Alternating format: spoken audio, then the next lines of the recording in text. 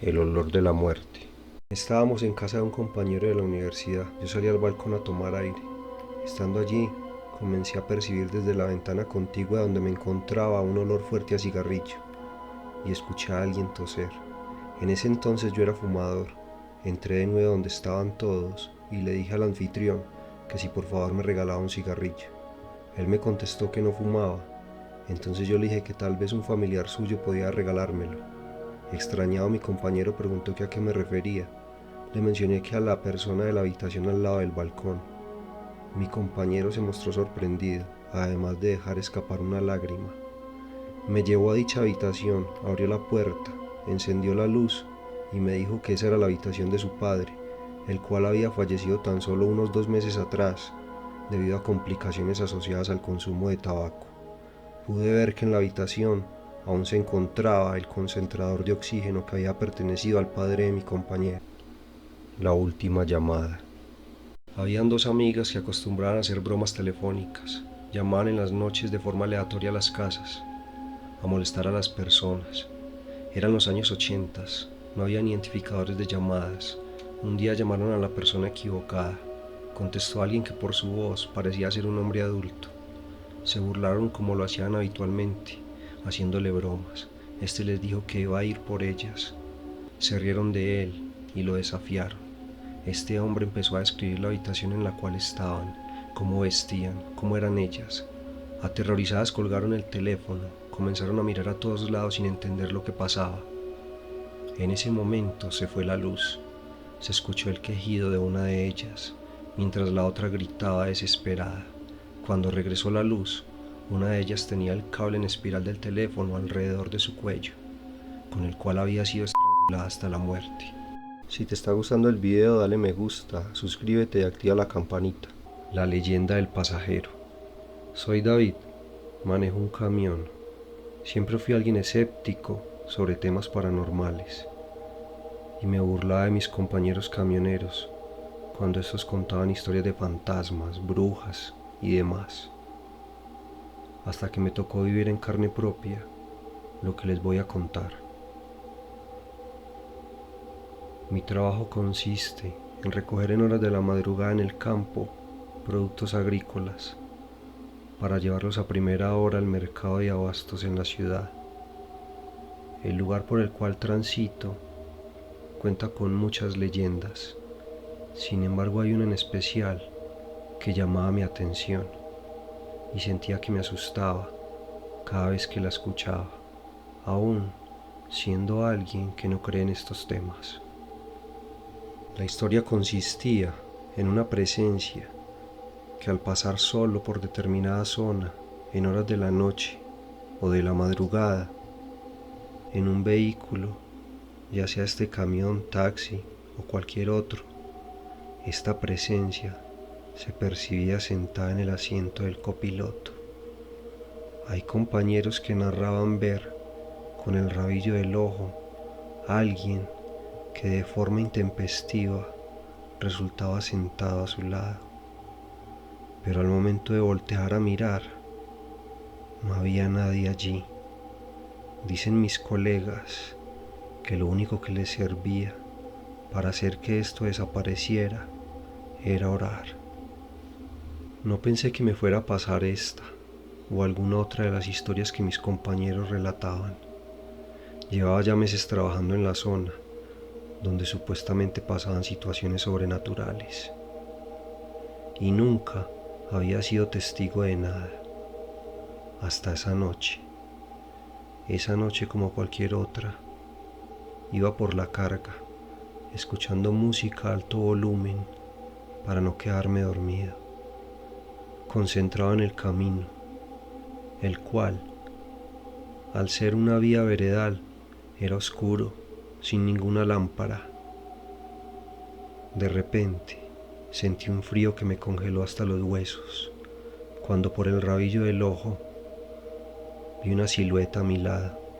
Seguí con la mirada puesta enfrente, pero prestando atención de reojo a mi derecha, donde seguía eso sentado en el asiento del copiloto. Disminuí la velocidad del camión y giré levemente mi cabeza para encontrarme con el asiento vacío, pero vi la espuma de este hundida, como si alguien estuviera efectivamente sentado allí. Sentí un corrientazo que me recorrió todo el cuerpo. Casi pierdo el control del vehículo. Puse mi mirada al frente para de nuevo percibir de reojo la silueta a mi lado. Se me ocurrió girar levemente el retrovisor interior del camión, con dirección a eso que estaba acompañándome. Ojalá no lo hubiera hecho. Al hacerlo, me encontré con un esqueleto que tenía su calavera en dirección a mí, como si me viera. A pesar de no ser creyente, invoqué a Dios y recé la única oración que me sabía. Para mi sorpresa, esa cosa terminó por desaparecer. Desde aquella ocasión, cada vez que transito por este lugar, empiezo a orar. Y hasta la fecha, no me he vuelto a topar con eso. El bosque. Soy Sandra. Les quiero compartir lo que nos pasó a mi novio y a mí. Siempre habíamos sido una pareja aventurera. Decidimos escapar del bullicio de la ciudad para pasar un fin de semana acampando en el bosque. Habíamos escuchado que el lugar al cual íbamos era conocido por su belleza natural y tranquilidad, aunque también habían leyendas sobre sucesos inexplicables que ocurrían en las noches. No les prestamos demasiada atención, nos parecían solo cuentos para asustar a los turistas. Llegamos al bosque al atardecer y montamos nuestra tienda cerca de un pequeño claro, rodeado por árboles que se mecían suavemente con la brisa. La primera noche transcurrió sin incidentes. Disfrutamos de una cena al aire libre y nos acostamos en nuestros sacos de dormir, arrullados por el susurro de las hojas y el crujir del fuego. Sin embargo, en horas de la madrugada me despertó un ruido extraño. Parecían susurros indistintos que venían de todas las direcciones. Desperté a Javier, quien también los escuchó. Nos incorporamos nerviosos. Los sonidos se intensificaron, transformándose en gruñidos y suspiros, como si algo nos acechara.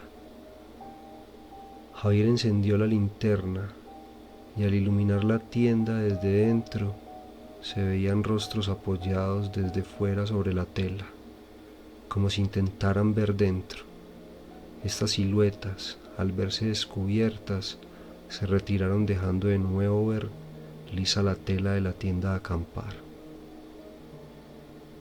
Tras un par de minutos decidimos salir a inspeccionar, mirando hacia el oscuro bosque circundante. Al principio solo vimos sombras moviéndose entre los árboles, pero nada concreto. Intentamos convencernos de que eran solo animales nocturnos y regresamos a la tienda. La siguiente noche, sin embargo, fue aún más inquietante. Mientras dormíamos, ambos fuimos despertados por un frío repentino que llenó la tienda. Oímos susurros que se convirtieron en voces que parecían decir algo en un idioma incomprensible a nuestros oídos. Mi novio salió rápidamente de la tienda con la linterna en la mano, pero no pudo ver nada más que sombras moviéndose entre los árboles. Yo, cada vez más nerviosa, escuché un susurro justo detrás de mí, tan cerca que podía sentir el aliento helado en mi nuca. Giré rápidamente, pero solo vi una figura oscura desvaneciéndose entre los árboles. Nos acostamos con miedo, con dificultades para conciliar el sueño, atentos a cualquier sonido de nuestro entorno. Decidimos abandonar al amanecer el campamento. A primera hora, mientras empacábamos, encontramos unas marcas extrañas en los árboles cercanos, símbolos que parecían inscripciones rituales. Sentimos una presencia observándonos. Mientras recogíamos nuestras cosas, noté que habían huellas alrededor de nuestra tienda, huellas humanas descalzas, que no eran las nuestras. Javier encontró además lo que parecía ser un amuleto antiguo, hecho de huesos, colgando de una rama cercana. El último acontecimiento antes de irnos fue el más aterrador. Mientras nos disponíamos a abandonar el lugar y nos encontrábamos ya a una distancia considerable de donde habíamos acampado, escuchamos gritos, unos gritos desgarradores provenientes del bosque. Sonaba como si alguien estuviera sintiendo un dolor intenso. Nos quedamos paralizados, incapaces de movernos, hasta que el grito cesó abruptamente, dando paso a un silencio absoluto. Entonces nos miramos y comprendimos que debíamos salir de allí cuanto antes. Apuramos nuestro paso para buscar el sendero que nos llevaría nuevamente a la civilización. Con el corazón acelerado, salimos de allí lo más rápido posible. Nunca supimos qué era lo que nos acechaba en el bosque, ni qué sucedió con esa persona que gritaba de dolor, como si estuviera siendo sometida a los peores vejámenes. Pero juramos no volver nunca más. A veces, despertamos en la comodidad de nuestra cama, exaltados por pesadillas, en las cuales aún estamos en medio del bosque, a merced de aquello que acecha allí. Aún escuchamos en nuestra casa, o creemos escuchar, susurros distantes que nos transportan de vuelta a esa experiencia terrorífica, recordándonos que hay fuerzas en el mundo mucho más allá de nuestra comprensión. Desde entonces, cada vez que veo un bosque no puedo evitar sentir miedo y respeto por lo desconocido. Si te está gustando el video, dale me gusta, suscríbete y activa la campanita. La rubia. Soy camionero. Durante todos los años que llevo manejando camión, nunca me había pasado nada grave. Sin embargo, hay un suceso que me marcó de por vida y me hizo cambiar de empresa. En ese entonces, cuando todo sucedió, yo me encargaba de transportar cerdos. Recogía los animales en las granjas porcinas para su distribución. Era de madrugada, aún estaba oscuro. El camino era una vía estrecha y sin iluminación. Debido a esto, sumado al tamaño del camión y las condiciones del terreno, debía transitar con precaución. Hay un lugar del camino en el cual mis compañeros hablaban de la presencia de alguien que corría tras el vehículo de una mujer rubia con ropa harapienta, la cual, cuando tomaban determinada curva, ésta comenzaba a correr tras el camión. Yo ya había pasado por ahí varias veces y nunca me había topado con este ser. Ese día iba por este lugar a eso de las 3 de la madrugada, transitando despacio, cuando gracias a la escasa luz que emiten las luces traseras del vehículo, pude ver por el retrovisor del lado derecho, al comenzar a tomar la curva, a una mujer, con esa descripción. Una mujer con ropa desgastada, con el cabello rubio, cayendo sobre su rostro. La mujer corría tras de mí. Esta mujer comenzó a ir tras el camión. Yo traté de acelerar lo más que podía, lo que me permitía el terreno y las condiciones de iluminación de este. En un momento, cuando doblé del todo la curva, la perdí, pero tuve mucho miedo de que no fuera así, de que pasara algo más, porque mis compañeros contaban que algunos no habían corrido con la suerte que tuve yo ese día, que ella terminaba por montarse al camión, trepando por encima de este, que sentían como la parte trasera del vehículo se asentaba, como si soportara de repente un gran peso. Y lo que sucedía a continuación es que se iba por encima del vehículo hasta llegar a la parte delantera. Asomaba su cabeza en el espejo panorámico del camión, asustando al conductor. Algunos de ellos incluso han perdido el control del vehículo y han terminado en el barranco, porque además esta mujer comienza a meter su brazo por la ventana del conductor, tratando de cogerlo Quienes no se han chocado dicen que les toca soportar durante varios minutos esto, tratando de esquivar las manos de esa mujer y tratando de ver en medio de su cabello, el cual obstruye la visibilidad al estar todo extendido sobre el vidrio. Quienes han sorteado esto unos minutos ven como de un salto sobrehumano este ser se pierde en la oscuridad del campo. No sé qué pensarán ustedes, audiencia del canal, sobre mí, pero yo no quería esperar a que esa cosa me hiciera accidentar. Podré parecer un cobarde, pero inmediatamente ese día renuncié a mi trabajo. Me daba miedo esa aparición, o que me pasara algo peor, porque incluso 2 camioneros habían muerto accidentados por ese mismo sector, al impactar sus vehículos, sin razón aparente, con tanta fuerza contra el barranco, que la única posible explicación era que se habían topado con la rubia. El niño que ve gente muerta. Daniel es el hijo de mi prima Nelly y de Alexander. Resulta que Daniel desde pequeño empezó con un supuesto amigo imaginario.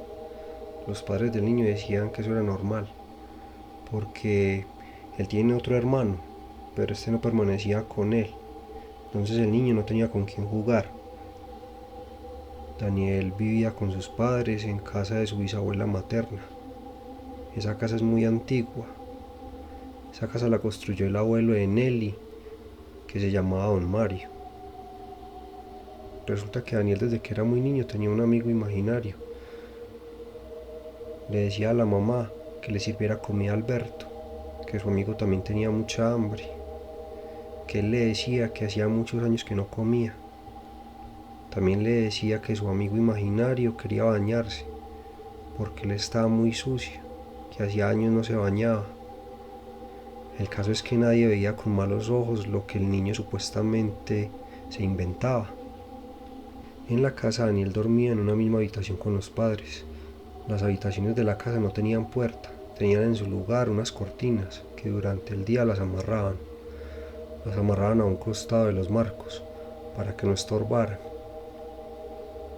Desde la sala se podía ver la habitación principal, que es donde dormía Danielito con sus padres. Un día el niño estaba sentado jugando con unos carros en el corredor, justo en el umbral de la habitación principal. Y en la sala estaban los padres, el hermanito mayor, la abuelita y Marcela, una tía de la mamá de Daniel. Al niño lo veían sentado jugando con unos carritos. Entonces Daniel empezó a hablar. Nelly le preguntó: ¿con quién estás hablando? Ah, estoy hablando con mi amigo Alberto, dijo Daniel. Entonces Nelly repuso: ah, bueno, listo, no hay problema. Sin embargo, quienes estaban en la sala empezaron a notar que Daniel estaba muy separado de la entrada de la habitación. Estaba después del marco de la puerta. En la habitación se suponía estaba su amigo imaginario, con quien continuaba hablando el niño. Daniel, desde donde se encontraba sentado, lanzaba unos carritos, y los carritos se devolvían de frente al niño. Fue tanto el miedo de quienes se encontraban en la sala de la casa que ninguno se atrevía a mirar qué sucedía, hasta que finalmente Alexander fue a inspeccionar y no había absolutamente nadie. Daniel en ese entonces tenía aproximadamente 6 años. 2 años después de eso que pasó, de ese momento en que Daniel estaba jugando con los carritos, ya el niño contaba con unos 8 años. Un día dejó de comportarse como lo hacía normalmente. Dejó de ser alegre, de molestar a la mamá, de correr, de reír. En su lugar, de un momento a otro, en la casa el niño cambió. Un día entró de la calle, se fue directo a su habitación y se acostó. Se cobijó del todo y se quedó callado. Nelly le preguntó que qué le pasaba, pero el niño no hablaba. El día siguiente no habló en absoluto. Vino a decir algo como al tercer día. Dijo que no quería ir a la escuela, que se sentía enfermo. Nelly le empezó a insistir que le dijera qué le estaba pasando, que estaba actuando muy extraño. El niño indicó que no le podía decir, porque no quería asustarla, ni que le pasara nada malo a ella. Nelly continuó insistiéndole, le dijo que no se preocupara, que le compartiera lo que fuera que tuviera, que no le iba a pasar absolutamente nada a ella. Finalmente el niño aceptó contarle y le dijo que él le hablaban más amigos imaginarios y que no todos eran buenos. Un día le dijo a Nelly lo siguiente: mamá, cuando vaya a ir al baño por la noche, no lo haga sola. Llámeme a mí, que yo la voy a proteger. Desde la habitación para ir al baño debían pasar por un corredor largo, el cual en medio tenía un patio grande. El baño quedaba en la parte de atrás de la casa, donde estaban también la cocina y las otras habitaciones. Un día, ella fue a levantarse para ir al baño y vio que Daniel estaba mirándola. Ella le dijo: hijo, ¿por qué no te has dormido? Es que la estoy esperando para acompañarla al baño. ¿Por qué alguien no nos quiere en esta casa?, dijo Daniel. Entonces Nelly, muerta del miedo, se fue con él para el baño. Cuando fueron a pasar por el patio, él le expresó: todavía no pasemos. Yo te digo cuándo pasamos, mamá.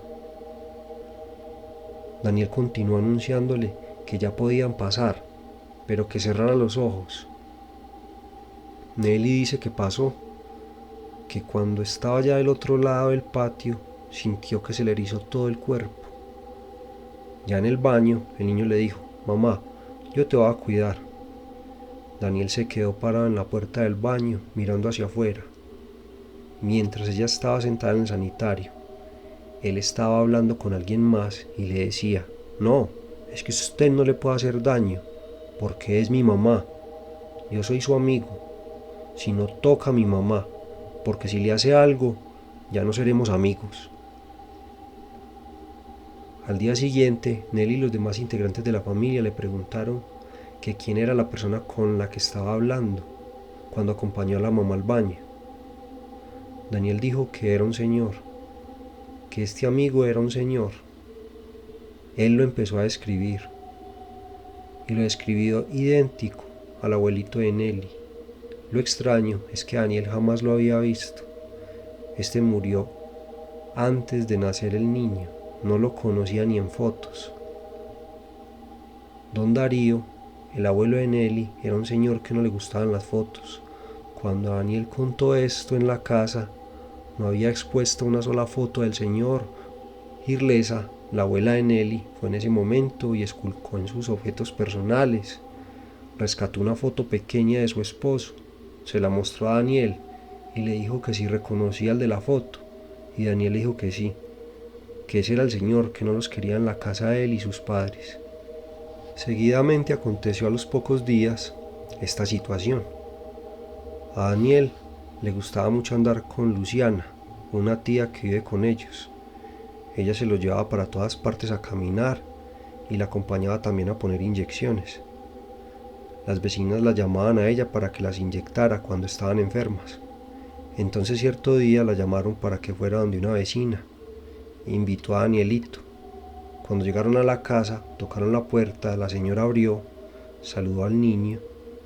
Danielito inmediatamente cambió la actitud y contestó de mala gana al saludo de la señora. Venga, entre, yo le doy jugo y le doy cositas, le dijo la señora al niño. Danielito se negó a entrar y se quedó parado en la puerta. La tía Luciana le dijo que entrara, que no fuera maleducado. Pero Danielito le dijo: tía, no entremos. Vámonos para la casa, yo no quiero entrar. ¿Cómo así? ¿Qué le pasó?, le dijo Luciana. No, vámonos, es que no tenemos nada que hacer acá, repuso Daniel. Pero le vamos a poner la inyección a la señora para que se alivie. ¿Cómo nos vamos a ir sin hacer eso antes?, dijo la tía. Danielito se acercó y le dijo: ¿Para qué le va a poner una inyección? Si ella igual en estos días se va a morir. La señora lo escuchó, lo miró y se puso a reírse. Le acarició el cabello, indicó que tan gracioso las cosas con las que salía el niño. Sucedió que a los días esta señora se murió. Alexander tenía un tío que tenía bastante dinero, porque contaba con 2 herbitecas. El señor quería mucho al papá de Danielito, lo quería como un hijo, porque el señor tuvo 2 hijas mujeres y Alexander era como un hijo hombre para este señor, el hijo que nunca tuvo.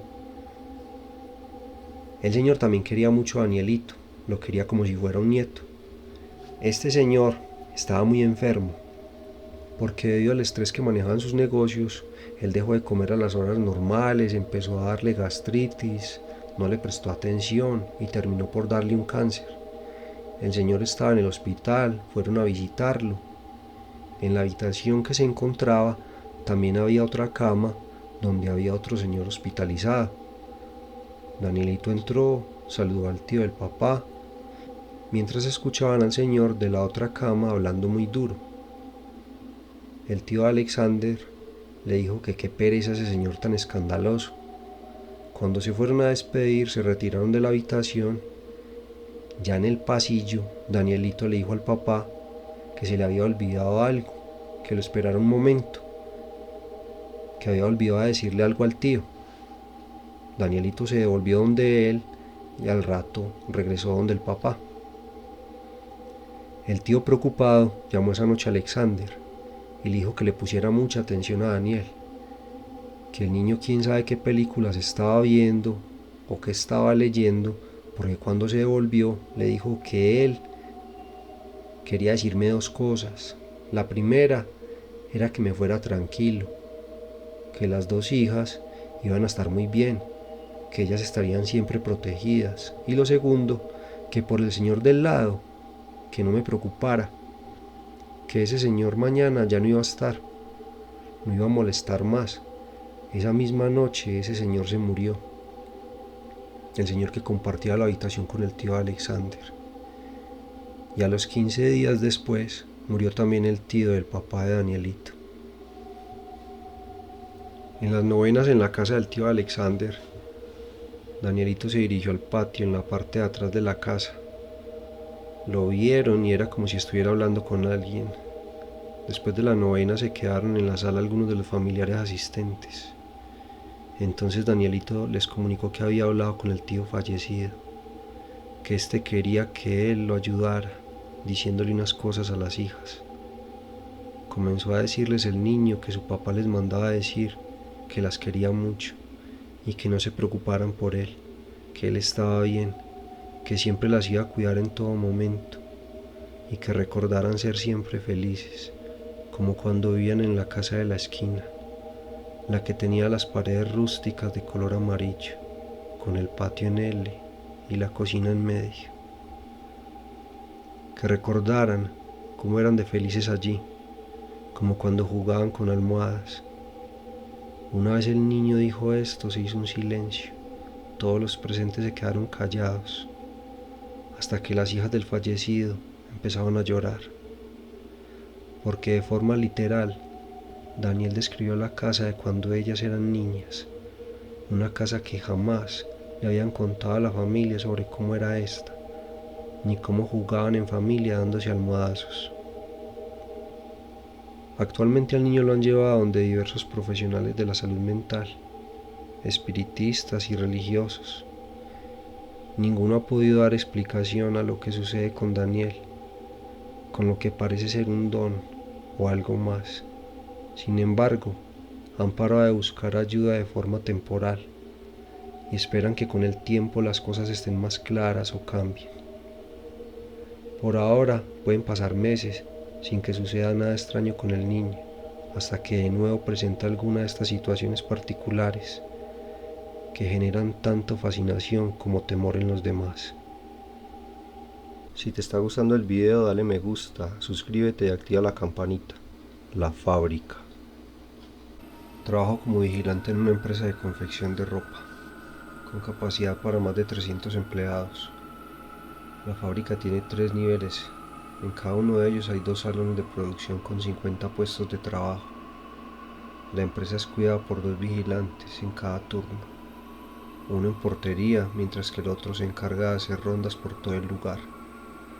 La fábrica cuenta con turnos de trabajo para las operarias de confección en mañana, tarde y noche. Sin embargo, al momento en que sucedieron los hechos, la empresa se encontraba en vacaciones colectivas.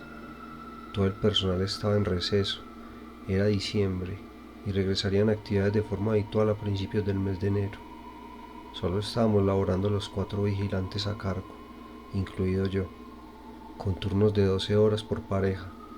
Cada 15 días rotábamos de turno. Resulta que para mediados de diciembre me encontraba dando ronda por la empresa cubriendo mi turno de la noche. Es de notar que en los años que llevo en la empresa jamás había sucedido algo extraño o de orden paranormal.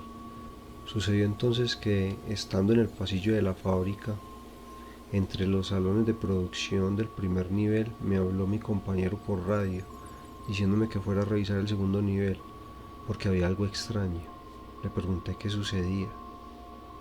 Él contestó que no sabía, que podía ser algún fallo en el sensor de movimiento de las luces del pasillo, porque éstas se estaban encendiendo, pero él no veía en las cámaras a nadie. Subí al segundo nivel por las escaleras y encontré efectivamente las luces encendidas, lo cual es extraño, porque éstas se apagan cada 30 segundos, luego de dejar de detectar movimiento. Me desplacé por el corredor y revisé el primer salón de confección sin ninguna novedad. Salí de este y continué desplazándome hasta el final del pasillo para ir al salón 2 de confección. Pero comencé a notar algo extraño. A medida que avanzaba, escuchaba un sonido familiar e inconfundible para mí. Escuchaba lo que parecía ser una máquina de confección. Me estremecí al identificar este sonido, el cual se hacía mayor eco en medio del silencio de la noche y la soledad de la fábrica. El sonido se hacía más fuerte a medida que me acercaba a la entrada del salón. Cuando me encontraba al ingreso de este, el ruido cesó. Pude ver por el cristal de la puerta la luz encendida de una de las lámparas de uno de los puestos de trabajo. Entré al salón, encendí las luces y comencé a dirigirme hasta la máquina que se encontraba con la luz encendida. Al llegar a esta, pude notar que se encontraba conectada a la electricidad.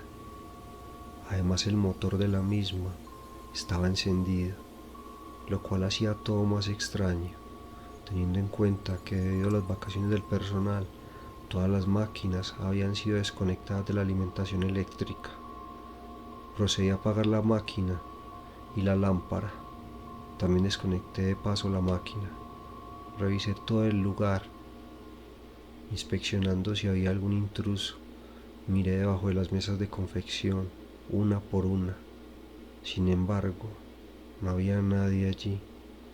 Salí del lugar apagando tras de mí las luces del salón. Me dirigí rumbo a las escaleras que daban al primer nivel, con la intención de hablarle a mi compañero de lo sucedido. Cuando estaba por retornar al primer nivel, escuché tenuemente un ruido que me hizo sentir un profundo miedo. Cuando lo identifiqué, era una máquina de confección en funcionamiento. Me di vuelta y temblando comencé a dirigirme de regreso al salón 2, al fondo del pasillo, de donde provenía nuevamente aquel sonido. Al llegar, me encontré con un panorama similar. Había una máquina con la lámpara encendida. Era la misma que había acabado de revisar. Entré, encendí afanosamente las luces de todo el recinto. Caminé despacio hasta la máquina para darme cuenta que ésta nuevamente se encontraba conectada y con su motor en marcha.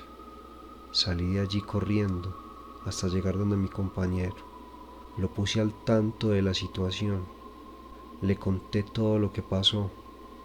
Él a su vez me dijo que no pudo ver nada de lo que sucedía al interior del salón 2, porque las cámaras del lugar dejaron de funcionar de forma temporal. Dejamos lo sucedido así. A la noche siguiente pasó lo mismo. Y así durante casi 2 semanas. Terminamos nuestro periodo de noche. Cambiamos de turno con los otros 2 vigilantes. No les contamos a ellos nada de lo vivido. Sin embargo, los compañeros en su primera noche, cuando les recibimos en la mañana, inmediatamente nos contaron sobre este suceso paranormal. Mi compañero y yo respiramos aliviados, con la sensación de no estar locos, por no ser los únicos que nos pasaba esto. 5 días después de lo anterior, entró de vacaciones todo el personal de la empresa, menos una de las empleadas, la cual se encargaba de la máquina fileteadora del segundo salón de confección, ubicado en el segundo nivel de la empresa, exactamente la encargada de la máquina que se encendía sola en las noches. Nos enteramos que esta mujer había fallecido, había muerto de forma violenta durante el inicio de las vacaciones. Esta máquina, cuando entraron de vacaciones todas las operarias de confección, permaneció sin ser ocupada, con una cintilla negra que la atravesaba en señal de luto. Las operarias de confección, aledañas a esta máquina, cuya operaria ya no estaba entre los vivos, expresaban sucesos inquietantes, como llegar de la hora de la alimentación y encontrar en dicha máquina elementos de costura, como si alguien hubiera estado trabajando en ella. Cuando se revisaban las cámaras que enfocaban la máquina para verificar lo que pasaba, los monitores solo mostraban una imagen distorsionada que impedía visualizar con claridad. La máquina finalmente fue sacada de la empresa y sustituida por otra. Desde entonces no volvió a pasar nada extraño en este lugar. La mina. Buenas noches. Mi nombre es Hernando, soy de Colombia, y lo que les voy a contar me sucedió hace años, cuando trabajaba como velador. Acá en nuestro país este oficio también es conocido como celador. En ese entonces, durante las noches cuidaba una mina que quedaba lejos de cualquier poblado, a unas 3 o 4 horas aproximadamente del caserío más cercano. Una noche, estaba como siempre a la entrada de la mina, donde había una garita en la cual me resguardaba del frío y de la intemperie. Desde allí vigilaba. Había pasado ya la medianoche y me estaba quedando dormido. Me encontraba entre dormido y escuchaba como una voz susurraba el nombre de mi esposa. Margarita, Margarita. En medio de mi sueño, escuchaba de forma tenue cómo repetían una y otra vez: Margarita, Margarita. Fui saliendo de mi estado. Todo a mi alrededor se encontraba a oscuras. Ni siquiera la garita de vigilancia en la cual me encontraba tenía luz. Lo único que me ayudaba para iluminar era mi linterna. Dependía tan solo de esta. Mientras pensaba en lo que estaba sucediendo, seguía escuchando la voz de ese hombre llamando repetidamente Margarita. Lo hacía de forma más intensa, más fuerte e insistente. Ese hombre repetía una y otra vez el nombre de mi esposa. No aguanté más. Encendí mi linterna y salí del puesto de vigilancia y comencé a alumbrar hacia donde yo sentía que estaba generándose ese llamado. Esa voz venía del camino que daba a la mina. Empecé a caminar en esa dirección, guiándome por el sonido de la voz. Iluminando mis pasos, avancé despacio, dirigiendo de cuando en cuando el haz de luz hacia el frente del camino, tratando de ver el origen del llamado. El foco de mi linterna comenzó a fallar. La luz era intermitente. Yo le daba golpes con la otra mano a la linterna, tratando de que la luz estabilizara.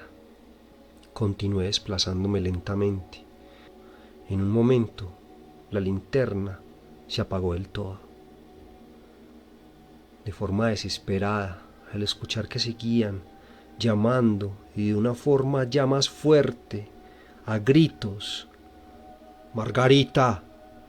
Yo cogía a golpes fuertes la linterna.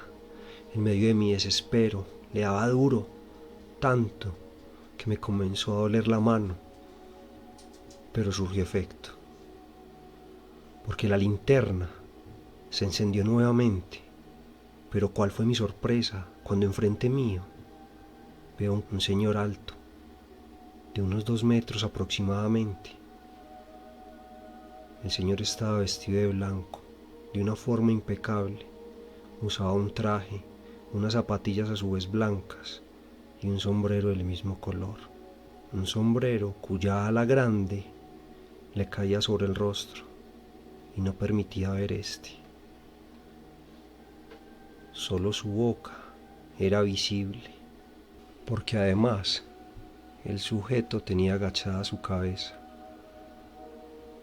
Cuando lo iluminé directamente a su cara y le pregunté qué quería, se limitó a decir: Margarita. Entonces le dije que allí no estaba ninguna Margarita, que esto era propiedad privada y que él no debía estar haciendo nada ahí, que por favor se retirara. El hombre parecía no entender, parecía no escucharme, porque simplemente se limitó de nuevo a decir: Margarita. Volví y le repetí que debía retirarse, que estaba en propiedad privada, que podría tener problemas si no salía de allí. Pero el hombre volvió y dijo: Margarita. Pero ¿y cómo en esta ocasión, al finalizar de pronunciar este nombre, el sujeto esbozó una sonrisa que solo podría describirla como macabra, porque de forma inexplicable sus labios abarcaban todo su rostro. Las comisuras de estos, de una forma grotesca, llegaban hasta sus orejas. La linterna, para colmo de males, de nuevo se apagó. Yo, como pude, arranqué a correr. Corrí hacia la mina, yendo por donde creía que era el camino que llevaba a la garita. En medio de la oscuridad más profunda no se veía absolutamente nada. Tropecé y caí al suelo dándome un golpe tan fuerte en la cabeza que por un momento olvidé que me encontraba en ese momento corriendo despavorido de aquello que estaba allí, usurpando la tranquilidad de la noche silenciosa y oscura. Me reincorporé, traté de buscar desesperadamente la linterna, palpando en el suelo hasta por fin encontrarla. El foco de esta encendió cuando la tomé en mis manos. Entonces dirigí el haz de luz de nuevo hacia el camino de donde venía corriendo, de donde se encontraba ese sujeto. Cuando lo hice, no había nadie allí. Temblando con la linterna en la mano, dirigí la luz hacia todos los lados, tratando de ubicar a este señor. Pero efectivamente, este había desaparecido, así como había llegado. Al parecer, se había esfumado. Fui de nuevo a la garita de vigilancia, entré en ella y cerré tras de mí. Me dispuse a respirar, a tratar de calmarme, a bajar mis latidos, mi respiración. Sin embargo, no lo había logrado cuando de nuevo escucho que dicen: Margarita. Esta vez la voz provenía de otro lugar. Traté de agudizar mis sentidos y pude percibir que este llamado, al parecer, provenía de la entrada a la mina. Siendo sincero con ustedes, no quise salir, y así lo hice por unos minutos. Me quedé en la garita, paralizado del miedo. Pero este señor No paraba de decir una y otra vez: Margarita, Margarita. Desesperado, no tuve más remedio que salir de nuevo de la ilusoria seguridad que representaba para mí la endeble garita de madera en la cual me encontraba. Salí de allí en busca de este señor nuevamente. Me dirigí hacia la entrada de la mina, la cual estaba a tan solo unos pasos. Iluminé la entrada de esta y efectivamente allí estaba el sujeto, inmóvil, con su sombrero cayendo sobre su rostro y esbozando esa macabra sonrisa. Y me temblaron las piernas y me hizo sentir un temor inmenso de que de nuevo pudiera quedar en la oscuridad.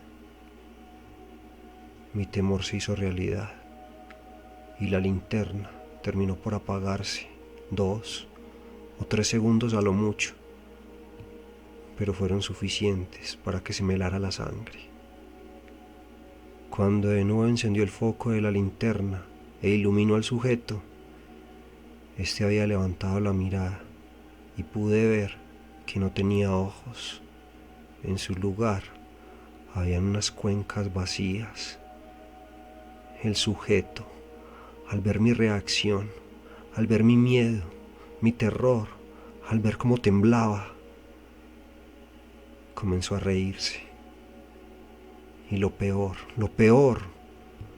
fue que su boca estaba abierta de forma inexplicable, tan grande que cabía allí perfectamente la cabeza de alguien. Su risa dejaba ver una dentadura compuesta toda por colmillos largos, filosos y amarillentos. Volví a retornar sobre mis pasos. Corrí, no sabía hacia dónde iba a escapar, pero al parecer no tenía escapatoria. Pero corrí, iluminando el camino, y corrí todo lo que pude, con todas mis fuerzas. Mientras subía, seguía escuchando tras de mí: Margarita, Margarita, Margarita. Entonces, una luz iluminó mi cara, cegándome por completo. Cerré mis ojos y cuando los volví a abrir, pude ver que me encontraba parado justo a la entrada de la mina. Desconcertado, comencé a mirar a todos lados, tratando de buscar a aquel hombre, pero no lo vi. Tampoco lo escuchaba. No podía entender qué había acabado de suceder. Pensé que a lo mejor todo me lo había imaginado, que se debía al cansancio, a tantas noches en vela. Perplejo, me dirigí a la garita. Pero ¿cuál fue mi sorpresa cuando al entrar en esta encontré sobre el escritorio aquel sombrero blanco que llevaba este señor? Si te está gustando el video, dale me gusta, suscríbete y activa la campanita. Nunca vayas con un espiritista.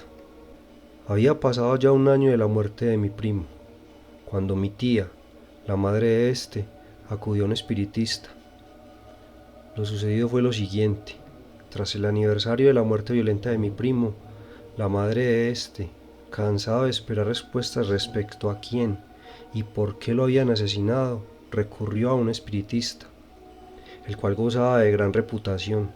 Decían que el hombre era alguien con años de experiencia y que era muy acertado en las cosas que decía en medio de su presunta comunicación con los muertos.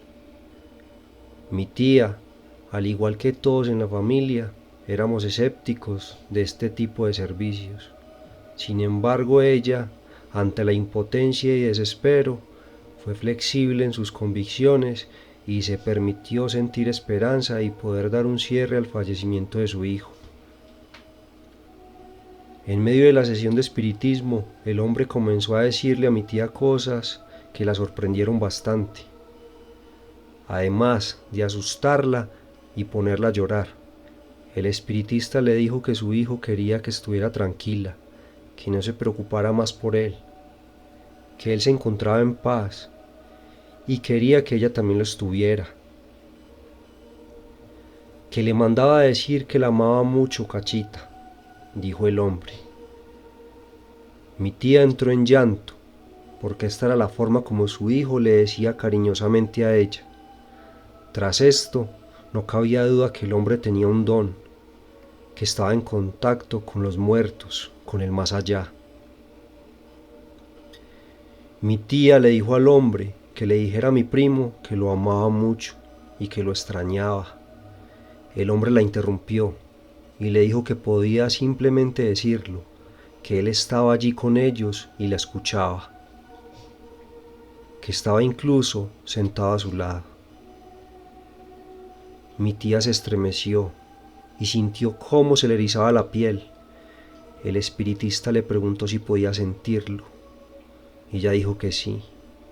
Mi tía preguntó si su hijo estaba sentado al lado izquierdo de ella, y el hombre simplemente asintió con su cabeza. Luego de superar el susto inicial, mi tía prosiguió a preguntarle a mi primo quién lo había asesinado y por qué.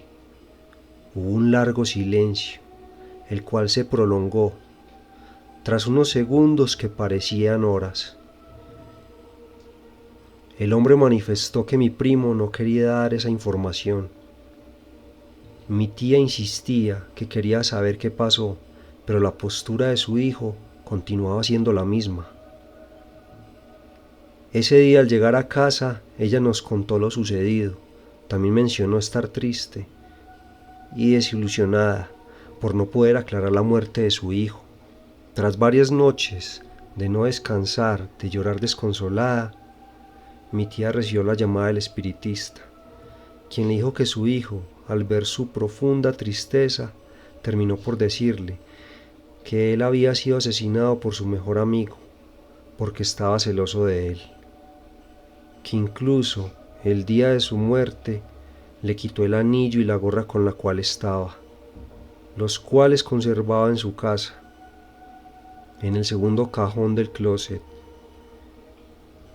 Un día, mi tía y yo fuimos a la casa de su supuesto amigo, con la excusa de visitar a su madre, y mientras yo distraía en la sala a la señora, mi tía entró al dormitorio del joven, quien se encontraba ausente.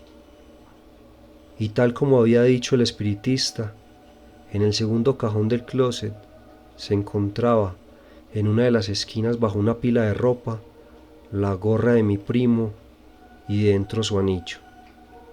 En cuerpo ajeno, el espejo. Berenice habitaba aquella casa hacía varios años, pero solo, hasta hace un par de meses, comenzó a sentirse observada.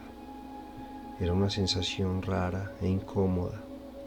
Sentía como si en ausencia de su esposo y su hija, alguien la miraba. Además, comenzó a percibir cosas extrañas en los espejos de su hogar. Como en una ocasión, mientras salía de la habitación, le pareció ver cómo en el espejo del cuarto su reflejo le hacía una mueca burlona. Inmediatamente se percató de esto, se devolvió para mirarse nuevamente, pero no encontró nada fuera de lo normal. Otro día, cuando se estaba maquillando, los movimientos de ella en el espejo presentaban retraso. Un retraso de tan solo unos milisegundos, pero era suficiente para hacerle sentir a Berenice terror. Ella le contó a su esposo lo que sucedía, pero éste no le creyó. No lo culpó, porque incluso ella misma dudaba de lo que percibía, pues pensaba que posiblemente se debía a su imaginación y el cansancio de esos días. Una mañana, pese a las negativas de su esposo, Berenice decidió sacar el espejo del cuarto, pues la noche anterior el espejo parecía reflejar el destello de un par de ojos que en medio de la oscuridad absoluta resaltaban. Cuando Berenice encendió la luz del cuarto, no había nada allí. Sin embargo, nuevamente en la madrugada, ella volvió a ver en el espejo esos ojos que parecían observarla fijamente. Pasada una semana, sin más sucesos o sensaciones extrañas, Berenice estaba durmiendo tranquilamente. Sin embargo, esa noche sería la peor de todas para ella. Había días en que había sentido algo parecido a salirse del cuerpo o desdoblarse, como muchos nombran comúnmente a la sensación de estar soñando y sentir que se sale del cuerpo o que se está cayendo y se despierta justo en ese momento. Esta noche, Berenice sintió que se elevaba por encima de su cuerpo. Alguna vez ya había sentido algo similar, solo para terminar al instante despertando abruptamente con un sobresalto. Pero en esta ocasión había algo diferente. Se pudo observar a sí misma en la cama durmiendo, como si estuviera por encima de su cuerpo, viéndolo desde arriba, como una espectadora. Escuchó algo, escuchó murmullos, varias voces, las cuales no podía distinguir qué decían, voces diferentes, de hombres, de mujeres y algo más. Empezó a ver cómo había espectros, cosas que revoloteaban por la habitación, rondando cada vez más cerca de su cuerpo. Aterrorizada, comenzó a tratar de volver, de tomar posesión de sí misma, pero no podía. Con miedo, comprendió lo que estaba sucediendo. Estos espectros fantasmagóricos que rondaban y se acercaban a su cuerpo, estaban compitiendo por entrar en él.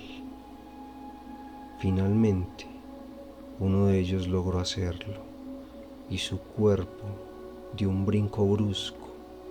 Entonces se despertó. Pero no se despertó ella, o mejor dicho, era su cuerpo, pero quien lo habitaba era alguien más. Berenice, en ese momento, hacía parte de esos espectros que había visto hace tan solo unos instantes por su habitación. Aterrorizada, vio cómo era un espectro más en su propio cuarto. A la mañana siguiente, ella, o mejor dicho, esa otra, esa impostora, se levantó, saludó a su marido de beso, salió del cuarto para pasar a saludar también a su hija, dándole un abrazo de buenos días. Esa que no era ella, bajó con total naturalidad, sacó algo de la nevera, preparó el desayuno, se sentó a la mesa con su familia. Al parecer, esta impostora tenía la rutina de Berenice bien estudiada, porque ninguno en su familia notó su ausencia. Este espectro, que se adueñó de su cuerpo y de su vida, estaba al parecer esperando el momento oportuno para vivir en cuerpo ajeno. Berenice, cuando su esposo o hija se veían en el espejo, notaba cómo actuaban extraños, como si pudieran percibir que algo no era habitual en el reflejo del espejo, como si sintieran que allí había algo más que sus propios reflejos. Gracias por llegar hasta el final. Apóyame dando me gusta. Suscríbete al canal si aún no lo has hecho y activa la campanita. En pantalla dejo el botón de suscripción al canal y un video para que sigas desencadenando el horror.